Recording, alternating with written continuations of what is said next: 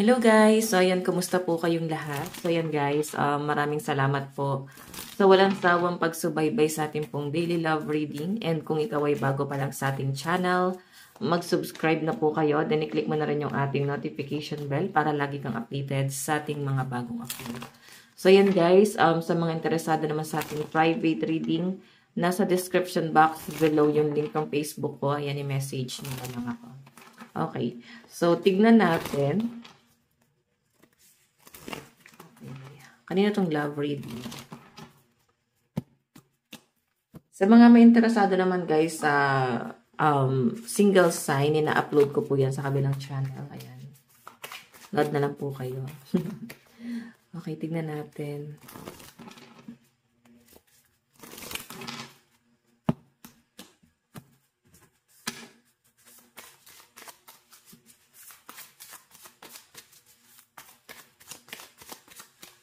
Meron tayong The Dragonfly. So, nakikita ko sa inyo guys, nag-i-improve ka, no? Nandun ka sa point na mas pinili mong mag-isa, maging payapa, habang hinihil mo yung sarili mo. And meron kang pagbabagong ginagawa sa sarili mo ngayon. Okay? Pero guys, ito ha, merong bitter dito. Oh, I think meron kang person na parang iniwan mo. Ikaw yun nang iwan sa taong yan. And sobrang bitter na tong taong to. No? Na parang hanggang ngayon, hindi pa rin niya guys matanggap na iniwan nyo siya. Okay, siguro matagal kasi yung pagtitiis mo sa kanya. Okay? So, habang nagtitiis ka sa kanya, nararamdaman mo yung mga red flag. Unang-una sa lahat, pwedeng mama's boy, mama's girl. Pwedeng ganon. Okay? Pwede rin naman guys na masyadong backfighter tong taong to. Like, ang dami niyang sinasabi sa inyo na against sa ibang tao. Ganon yung nakikita kong scenario. Okay, pwede binabackfight nga niya mismo yung kaibigan niya, pamilya niya. Basta toxic nung pag-uugali na tong taong to. Tapos, ganon din yung ginagawa niya sa inyo. Okay, hindi naman totally binabackfight, pero parang dapat kasi inaayos niya yung problema, di ba? Pero siya kasi guys, kinukwento niya yung problema sa ibang tao. Kung ano yung nagiging problema yung dalawa. Di ba? Parang napaka-toxic. Okay? So, alam nyo, ito ha, kung ikaw, babae, magiging matatag lang ang isang babae sa relasyon pag matatag din yung partner nila. Pag hindi toxic, pag hindi isip bata, marunong mag-handle ng problema. Promise, kayo ang magtuturo, no? Sa mga babae, sa mga boys na nandito, kayo magtuturo sa mga babae sa relasyon. So, totoo yung sinasabi nila na ang partner natin, lalo na babae, ikaw na lalaki, so, salamin mo yung jowa mo. Okay? Kung ano yung jowa mo dito, yun ka. Yun ang reflection mo. Yun yung personality mo. Okay? Totoo yun. Tignan pa natin kanina tong love reading. Meron tayong Cupid's Arrow. Have faith, love is coming, surprise, invitation, meeting, hesitation. Di talaga to guys, maka-move on. Meron kang mababalitaan talaga sa taong to. Okay, na separation. Okay, ito yung person mo. Ito kasi parang meron ng iba. Okay, meron ka ng ibang natitipuhan. Meron ka ng ibang nagugustuhan. So, hindi ka na talaga na-attach dito sa past person. Pero kung makita nyo guys, hindi maka-move on tong taong to. Oo. Grabe yung pagiging bitter niya, lalo na nung iniwan nyo siya. Kasi pwedeng ano siya eh, napaka-narcissistic niya. Pwedeng nabaliw-baliw ka pa nun. Tapos na-realize mo na, ay, hindi na to okay. No? So, I think na-let go mo na talaga siya. Tignan pa natin. Tignan na po itong love reading. Meron tayong not today. So, yan no, not dealing hurt, avoid a conversation, call person boundary, still angry. So, alam nyo guys, ano siya eh, napaka-bitter talaga nitong taong to. Yung tipong gusto kanyang awain sa chat, pero wala naman na siya guys. Ano eh, power no. Pero sa totoo lang guys, gustong-gusto kang sumbatan, gustong-gusto niya na magsisi ka, pero hindi niya kasi nakikita sa inyo na nagsisisi ka. Okay, kaya parang lalo siyang naiinis na bakit parang wala kang pagsisisi. Okay? Kasi, napopokus ka na sa karelasyon mo ngayon eh. Sobrang okay ka na sa partner mo. Okay, hindi na para manghinayang pa dito sa toxic na tao na to. Ayan, ba't siya lumalabas sa reading natin? Kasi pwedeng mababalitaan mo eh. Meron kang mababalitaan sa taong yan na napaka-bitter pa rin niya until now. Okay? So, may nakikita pa nga ako dito guys, isa pa nagbabackfight sa inyo. Pwedeng naging friends mo. Tignan pa natin.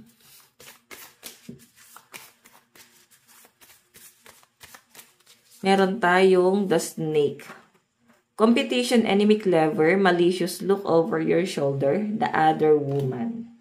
So, pwedeng eto guys, may ibang taong nai-involved sa side niya, no? Pwedeng ex niya rin, ex-wife, ex-husband, na parang until now, parang naapektuhan siya, no? So, ikaw parang marirealize mo, ano, hindi ka ba makamove on sa ex mo? Tapos nung ikaw na yung nahumiwalay, sa'yo naman guys, hindi makamove on. Okay, so kung ako yung tatanungin nyo guys, walang silbi tong taong to. Walang kwentang karelasyon to. So, huwag ka namang hinayang sa taong yun. No? Lumalabas lang talaga siya sa reading natin. Tignan natin. Mirror, di ba? Mirroring each other. So, nagiging toxic ka din. Oo, nagiging toxic ka rin kasi toxic tong partner mo na to. Healthy choice, ayan. I think talagang natauhan ka dito. Iniwan mo na talaga yung taong yan kasi napaka-toxic niya. Hindi siya guys nagiging healthy. No? Hindi siya nagiging healthy sa mind mo, sa buhay mo. Kasi parang sobrang ang ano nitong taong to. Sa madaling sabi, walang kwenta. Walang kwentang karelasyon. Okay? The star, ay ano, wala siyang pangarap kasi ikaw lang yung nangangarap niya. Tignan mo, the star, ikaw lang lahat ang may hawak nung ano, may binubuhos. Okay, hindi mo siya makikitaan na parang may pangarap, may plano dun sa relasyon. Nakakita ko rin guys na parang walang tumatagal sa taong to. So, bakit walang tumatagal? Kasi wala siyang kwenta. Parang ganun. So, guys trigger warning, lalo na kung naapektuhan ka pa rin sa ex mo. Pero yung pinapakita sa akin guys, wala eh. Walang tumatagal dito. Ikaw lang ata nagtsaga sa taong to. Nagmahal at parang nag-alaga sa taong yan. Okay? Ikaw lang yung parang kung hindi man guys pinagtsagaan, talagang nag-effort pa rin, no? Okay? So, siguro guys, hindi naman ganun ka-good looking tong taong to. Kaya nga bitter sa inyo eh. Kasi may tsura ka. Tapos pumatol ka din sa taong to na wala ka namang mapapala. Okay, siguro nung una, meron kang dahilan eh. Pero nung habang tumatagal, parang wala naman pala talagang dahilan. Ba't ka pa mag-i-stay? Okay, so, ayan, tama to. Mag-focus ka na lang sa sarili mo. New love, yung nakikitang paparating. And, tignan mo, sarili nga lang niya, hindi niya mabuhay. Maista ka dito. Hindi niya kayang buhayin yung sarili niya, guys. Tignan natin. Okay, nararamdaman ng person mo. Sabihin na natin guys na maganda yung trabaho niya. Pero sa totoo lang guys, parang yung pera niya, sa kanya lang. Oo, siya lang yung, pera niya, kaya niya lang buhayin yung sarili niya. Okay, tignan natin, nararamdaman ng person mo sa'yo. Diba? King of Pentacles, ang bagal, no? Mabagal siyang mag-move on. Ayan, binabalance pa rin niya yung mga bagay-bagay. So guys, yung person mo, nahirapan siyang maka-move on.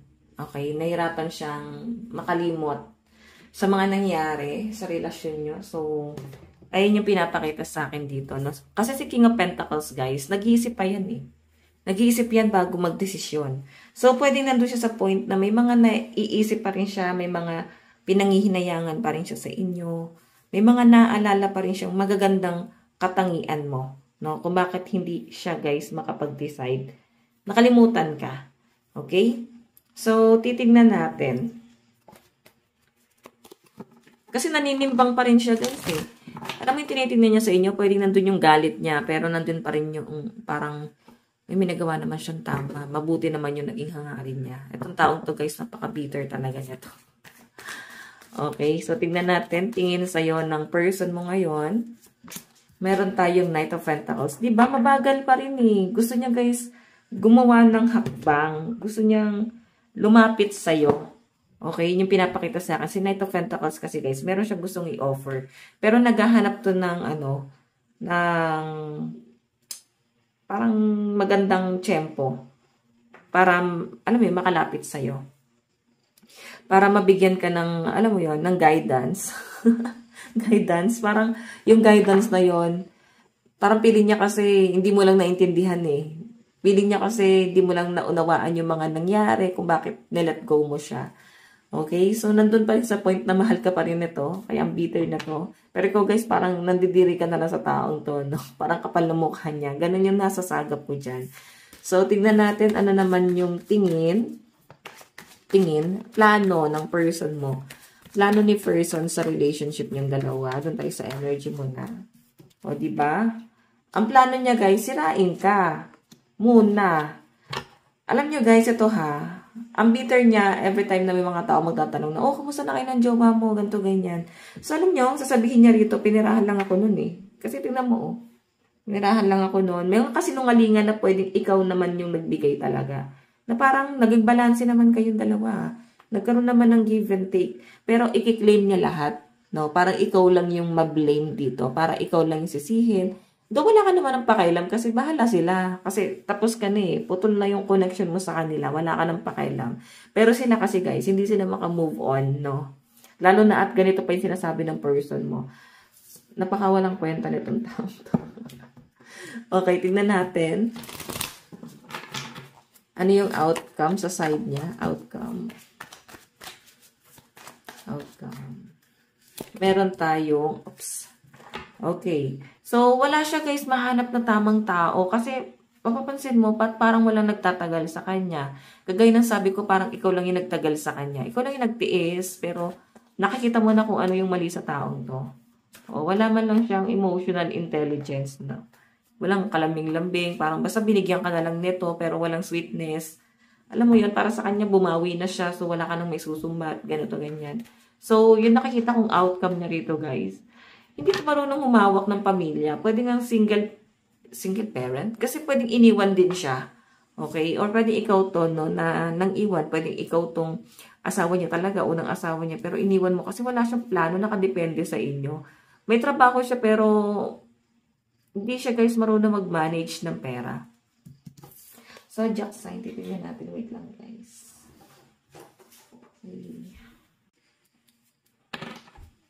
Meron tayong Leo, Capricorn, Sagittarius, Libra. Sagittarius, Virgo, Leo, Aries, Scorpio, and Cancer. Okay, meron tayong Pisces, Aquarius, Gemini, Cancer, Taurus, and Aries energy. So, tignan natin sa side mo. Ano yung nararamdaman mo? Galit ka sa taong to. Kasi, okay ka naman nakisama sa kanya eh. Alam mo sa sarili mo, wala kang maling ginawa dito bago mo siya iniwan. Kasi tama yung ginawa mo. Okay? So, kung makikita nyo guys, galit ka sa taong yan. Kasi siya naman ang may kasalanan kung ba't na-let go mo siya eh. Siya yung may kasalanan kung bakit sinukuan mo siya. Tapos ngayon ganito siya. Diba? Ikaw na nakakaalam niyan. Alam mo na yung gagawin mo. Magtimpe kung kaya. No? Kumbaga, kung ikaw yung mas marunong mag-isip rito, pababayaan mo na tong taong to. Pwede kasi guys, nito lang kayo naghiwalay, di ba? Okay, ano yung tingin mo sa person mo ngayon? Meron tayong strength. Walang point yung mga sinasabi niya. Ito kasi yung communication, no? Yung mga gusto niya sabihin sa inyo. May mga pinaglalaban siya na nonsense. Walang kwenta yung mga pinaglalaban niya. Okay, ayan, no? Mahilig siya makipag-argue, pero parang hindi ito magpapatalo kahit mali na siya. Okay? Hindi yung energy. Okay, ano yung plano mo sa taong to? Ano yung magiging plano mo? King of Pentacles. So, ang nakikita ko sa inyo guys, desidido ka sa mga plano mo. Though, mabagal ka pang mag-decide sa ngayon, pero alam mo na yung gagawin mo. King of Pentacles to eh. Nag-iisip ka. Marunong ka mag-isip. Okay? So, titignan natin ano naman yung outcome sa side mo. Outcome. Meron tayong, di ba? Actually, mahal mo naman talaga tong taong to. Pero, yung pinakita sa akin guys, tinalikuran mo na lang. Kasi, nararamdaman mong hindi naman talaga kayo nag-work, no? And na-realize mo, marami naman nagkakagusto sa akin. Ba't ako magtitiis sa ganitong klase ng tao? Okay, tinalikuran mo siya kahit parang may potential naman. Minsan parang nagsisisi ka, nangihinayang pa rin. Pero talagang pinaninindigan mo na. Or pinanindigan mo na talaga yung taong to na kalimutan mo na, iwan mo na. Parang ganun. Kasi tingnan mo, grabe yung disappointment mo. Ang dahil mong nare-realize na bakit siya, bakit siya pa yung naging karelasyon ko? Dapat iba na lang pala yung sinagot ko. Though marami naman pala nagkagusto sa'yo. Zodiac sign. Pisces.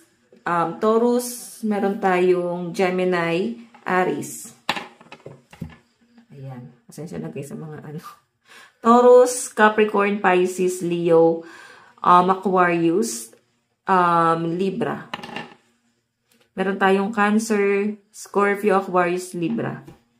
Tignan natin ko tayo ng tatlong cards sa napapunta yung relasyon nyo. Yung connection nyo. Though may nakikita naman na tayong bagong tao sa buhay mo.